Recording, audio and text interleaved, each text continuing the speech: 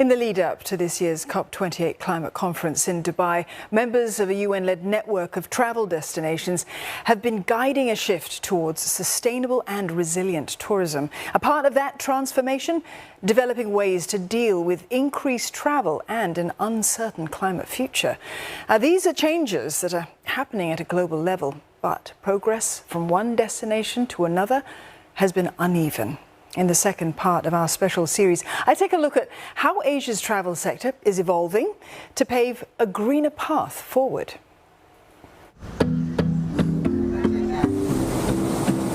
7 kilometres from Singapore's shorelines lies one of the city-state's best-kept secrets.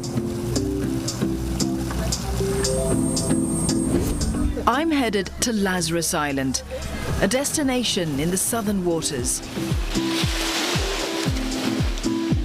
With remote, tropical, white, sandy beaches, when you want to get away from it all.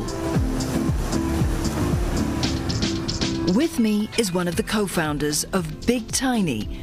It's a company that's making waves in green tourism with these.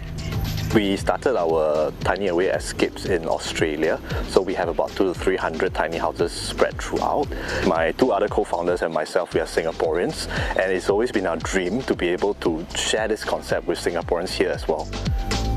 That concept centres on sustainable tourism.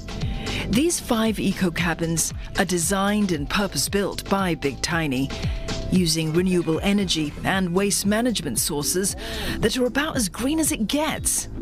But why are they here, in the middle of, well, nowhere? It's the kind of travel experience a growing number of people in Asia say they want. More than 7 in 10 people across the region say COVID-19 changed the way they think about sustainable tourism by making it more important to them.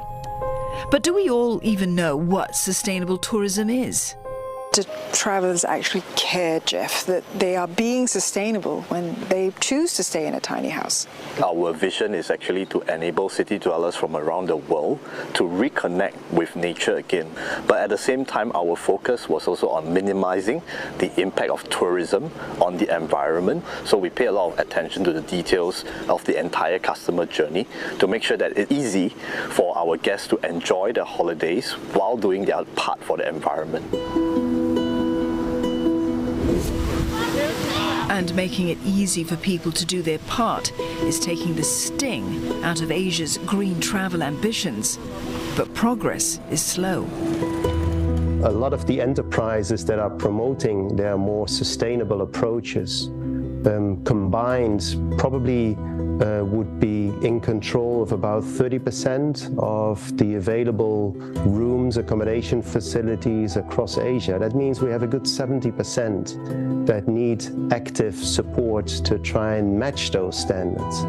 And what we're seeing post-COVID is that there's very little cash around for people to start retrofitting their operations, to try and dive a bit deeper into their supply chain, look for options to become more carbon neutral, to become more nature positive. With glaciers melting, oceans warming, and more locals who'd rather you just stay at home, for the travel hungry, these can be morally bewildering times in the pursuit of escapism. But how bad for the world is travel?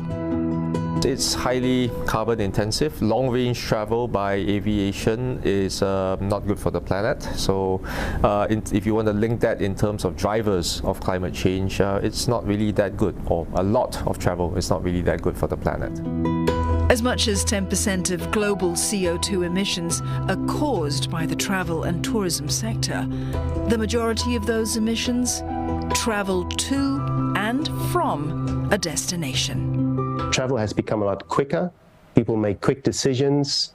The industry makes quick decisions. You know, in the early days, people started planning certain routes a few years in advance. Now it's 3 months, and before you know it, there's air traffic coming in for which a destination is not ready. So that whole planning cycle needs to be addressed, and it's even more urgent now under the influence of climate change, which is going to basically double some of the impacts, if not triple the impacts, the negative challenges of some of these over-tourism impacts that we're seeing. By 2030, there will be an estimated 1.8 billion international travellers in the world, and 57% of those will be in emerging economies. But does everyone benefit equally from tourism? I think it's essential that those people living with tourism resources are also the ones to benefit from that. That doesn't mean they all need to be employed in tourism. Tourism is not for everybody.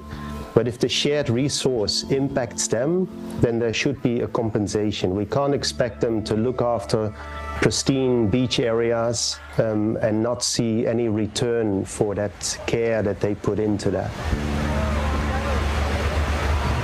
If you already have a good, responsible tourism providers or tour operators that you already choose who are certified by third party that they're sustainable tourism travel agency, it's easy because all the products that they sell is already being calculated in a way that already makes positive impacts.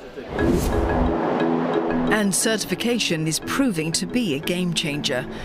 Ticking all the boxes on standards, Singapore achieved the first global destination green check.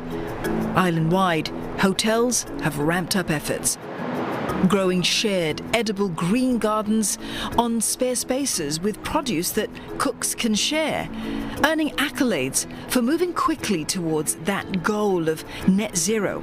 And one of them is Singapore's iconic Marina Bay Sands, or MBS. MBS recently received a global certification for putting in place some rather innovative green solutions, becoming the largest hotel here in Singapore to receive that recognition. Now, it means that a traveller staying here can be assured that the hotel is already doing a lot of the heavy lifting as far as sustainability is concerned. It all starts with being informed, with being educated, and knowing with numbers, not with I bought my bamboo toothbrush, but then I flew first class from Singapore to New York and then used that, therefore I'm sustainable. It doesn't work like that. You need to know what your estimated carbon footprint would be. But how many of us make that calculation? And what if that bamboo toothbrush is all you've got?